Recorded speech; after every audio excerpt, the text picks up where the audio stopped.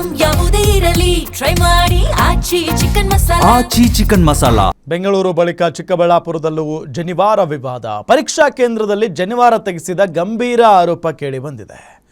ದೊಡ್ಡ ಮರಳಿಯ ನಾಗಾರ್ಜುನ ಕಾಲೇಜು ಪರೀಕ್ಷಾ ಕೇಂದ್ರದಲ್ಲಿ ನಡೆದಿರುವಂತಹ ಘಟನೆ ಇದು.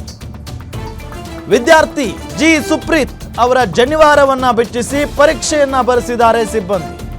ಅದೇನು ಮಿನಿಮಮ್ ಕಾಮನ್ ಸೆನ್ಸ್ ಕೂಡ ಇರಲ್ಲ ಅಂತ ಅನ್ಸುತ್ತೆ ಇವರಿಗೆ.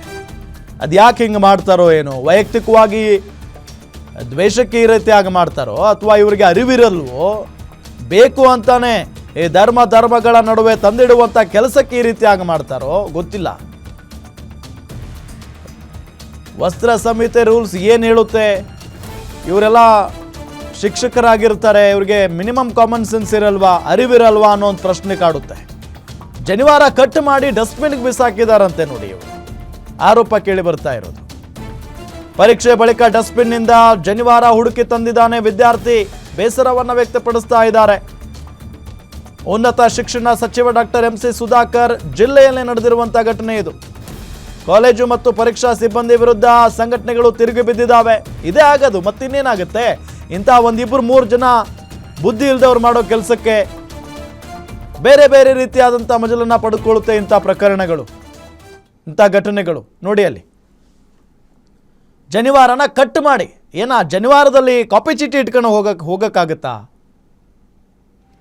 ಆ ಜನಿವಾರದಲ್ಲಿ ಏನಾದರೂ ಬರ್ಕೊಂಡು ಹೋಗೋಕ್ಕಾಗತ್ತಾ?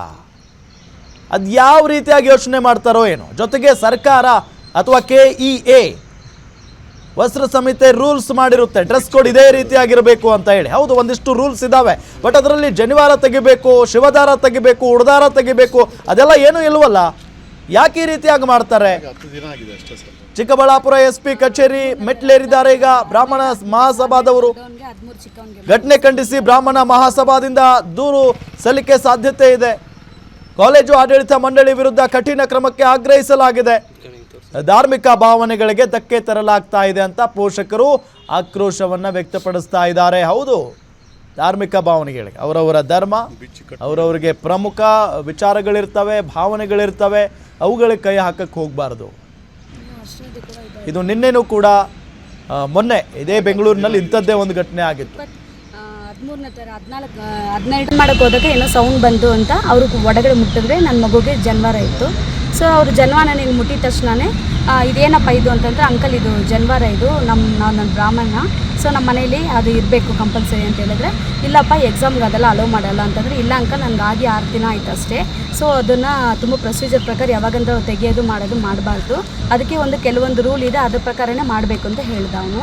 ಬಟ್ ಆದರೂ ಅವರು ಇಲ್ಲಪ್ಪ ತೆಗ್ದಿಲ್ಲ ಅಂತಂದರೆ ನಾವು ಅದನ್ನು ನೀನು ಎಕ್ಸಾಮ್ ಕೊಡಲ್ಲ, ನೀನು ರಿಟರ್ನ್ ಹೊಟ್ಟೋಗು ಅಂತಂದರೆ ಇವನು ಹತ್ಕೊಂಡು, ಇಲ್ಲ ಸರ್ ನಾನು ಎಕ್ಸಾಮ್ ಬರೀಲೇಬೇಕು, ನಂದು 2 ಇಯರ್ಸಿಂದ ನಂದು ಏಮ್ ಇರೋದೇ ನಾನು ಇವಾಗ ಬರೆಯೋ ಎಕ್ಸಾಮ್ ಮೇಲೇ ನಾನು ಡಿಪೆಂಡು ಅಂತ ಅವನು ಸ್ವಲ್ಪ ಕೇಳ್ಕೊಂಡಿದ್ದಾನೆ.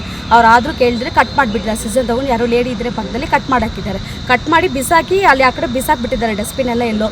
ಇವನು ಅದನ್ನು ಮೂಡ್ ಅಪ್ಸೆಟ್ ಆಗಿ ಹೋಗಿದ್ದಾನೆ.